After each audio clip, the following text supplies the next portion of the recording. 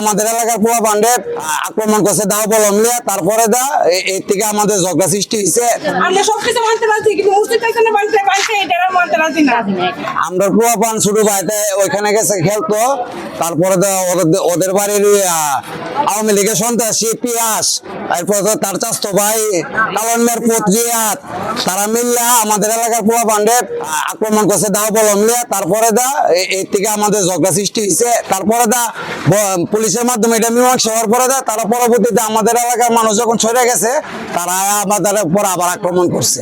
ঘণ্টাখানেক পরে পুলিশ সব যাওয়ার পরে আমরা ফুলো মনে করেছে ঘণ্টাখানেক পরে তারা ওইদিকে হঠাৎ করে কোনো কথা নেই ঢুকে গেছে প্রায় 200-300 লোক ঢুকে সারা এখানে 4-5টা কটলেট মারছে।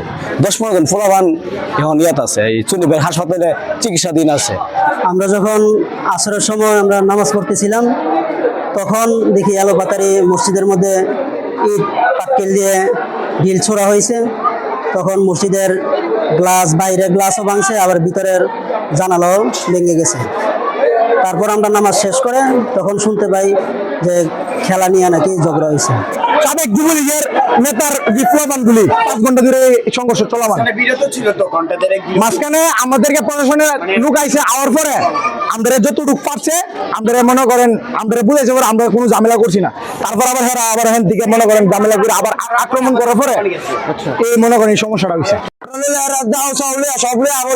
সন্ত্রাস এরা বাড়ি দরজা আছে সব কুমার আছে, মসজিদের আয়না মায়না আছে সব ভাঙা গেছে। কাজ গেলে মানুষ এলে করতে পারে কিন্তু মসজিদ তো আল্লাহর ঘর, আল্লাহর ঘরে তো হাতে পারে অধিকার নাই। দেন কি করছে মসজিদ চুটি সব ভাঙা গেছে বাইরে বারে বারে দাও সহলে সন্ত্রাস মন্ত্রী বারে বারে গেছে। এরা হলো দিনের মেয়ের লোক সাইমন আরো একটা সারা ফুলা বানা একটা ভাড়া করে রয়েছে মতন কাহিনী হয়েছে। পরে আমরা সবাই অবস্থা পরে এরা দাও চলে হঠাৎ করে অবস্থা আইসে পরে যারা মানে মুরব্বীরা থামাইতে চাইছে মুরব্বীরা এটাইছে। আমরা এনে জগা করে আসলে দুটি করে দোকান পাঠিয়ে তো বাইরে বাইরে বানবো আমরা তো তাই না, কিন্তু আমরা যা সুন্দর সুন্দর অবস্থা করার লাগে এইভাবে 2 দিন পর হঠাৎ আসলে খুবাইবো এটা আমরা বানিয়ে নিতে পারি না। আমরা সবকিছু মানতে পারছি কিন্তু মুসলিম কাছে মানতে পারছি এটা মানতে পারছি না। আর আমরা লোন দিলে খুবাইছে আমরা ওদের সব বিচার চাই যে আমার ভাই তো কোনো কাজের লোক না, আমরা কোনো কাজের লোক না, আমরা জীবনে কোনোদিন কাজের কিছু না। আমার ভাই তো বাংলা লিখা আজ আমরা বাইরের ভিতরে আসলো, আমার ভাই যদি অসুস্থ হতো বা ইষ্ট করতো তা আমরা তো ভাই বিচার পাইলাম বলে না।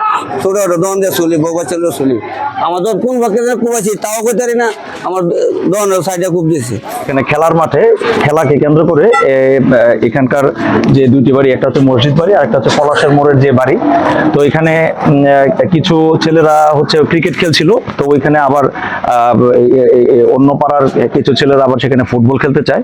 তো এখানে জায়গা নেওয়া শুরু করে যে কে কোথায় খেলবে এটা নিয়ে তাদের মধ্যে একটা বাকবিতণ্ডা শুরু হয়। তো সেখান থেকে এটা আস্তে আস্তে ছড়ায় পড়ে, তো নিজেরা এটা মানে মারামারিতে লিপ্ত হয়ে যায়। তো এখানে এই যে জায়গাটাতে আমরা দাঁড়িয়ে আছি এখানে প্রথমে বিকেল থেকে সন্ধ্যার দিকে তারা 2 পক্ষের মধ্যে একটা ধাওয়া পাল্টা দেওয়ার মতো অবস্থা তৈরি হয়। তো সেখানে ভৈরব থানা পুলিশ তাৎক্ষণিকভাবে এখানে উপস্থিত হয়ে পুরো এলাকাটা নিয়ন্ত্রণে নেয় এবং পরিস্থিতিটা স্বাভাবিক থাকে। গরমে আরাম নিয়ে হবে না হাহুতাশ, ঘুরলে পরে ওয়ালটন ফ্যান বাতাস আর বাতাস। না, এখন পর্যন্ত আমরা কোনো অভিযোগ পাইনি আর এখন পর্যন্ত কাউকে গ্রেফতার করা হয়নি। তো এই ব্যাপারে যদি কেউ কোনো অভিযোগ দেয় আমরা সেই অনুযায়ী আইনানুগ ব্যবস্থা গ্রহণ করব।